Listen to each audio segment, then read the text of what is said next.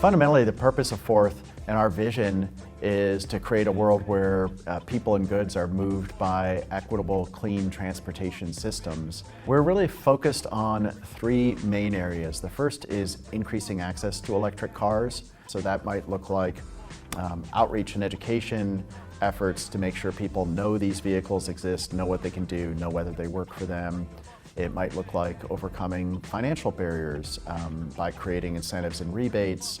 Then we work on increasing access to charging for those vehicles. That is a huge barrier to access, particularly for historically underserved populations.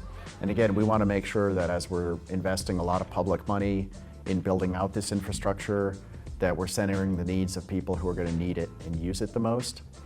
And then the third area is increasing access to emerging modes. So that includes a number of different, more cutting-edge applications, things like electric tractors and agricultural equipment, electric bikes and scooters and micro-mobility devices, electric school buses. Fourth has been able to do is say, guys, we've got this technology at this point. Let's focus on the political ambition, the policy landscape, and the financial, economic components that support the transition. And I think that that's a really key gap that had existed and that Fourth just beautifully fills. I think the policy advocacy work that Fourth does is top-notch.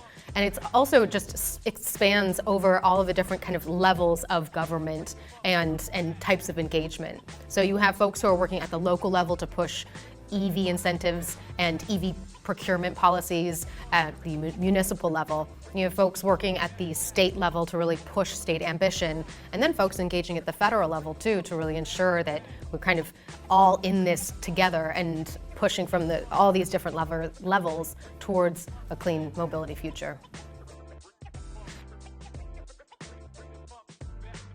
I mean, Fourth's impact is huge. I can see the impact across the country.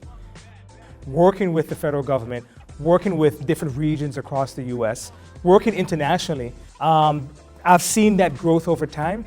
And also, most importantly, I've seen the growth in how equity is a foundational part of Fourth's work. And equity across a number of organizations that Fourth partners with as a connector, but also communities that Fourth is investing in my opinion, right? Investing in programs and services that they see that are of value to the mission.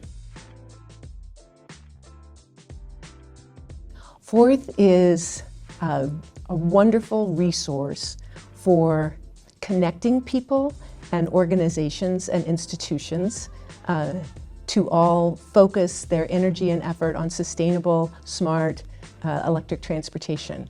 It's also got a very large focus on equity and has had for a long time.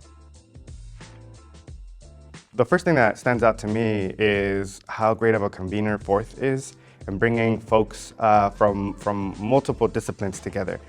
Brings together government, brings together industry, and brings together nonprofits, and I think most importantly for us, community groups. The other is the fact that Fourth has committed to equity and has ensured that no matter what work they're doing, whether it's through this convening or the work that they're doing in implementing programs or some of their policy work, they're centering equity and ensuring that the policies or the programs that they're working on center our most impacted communities, our frontline communities. I love their focus around equitable access to charging, making sure that everybody has the opportunity to drive electric if they want to, and thinking about all different types of users, right? So we need to make sure that in order for us to get mass adoption of electric vehicles, that everybody sees themselves in an electric future. And that's what Fourth does.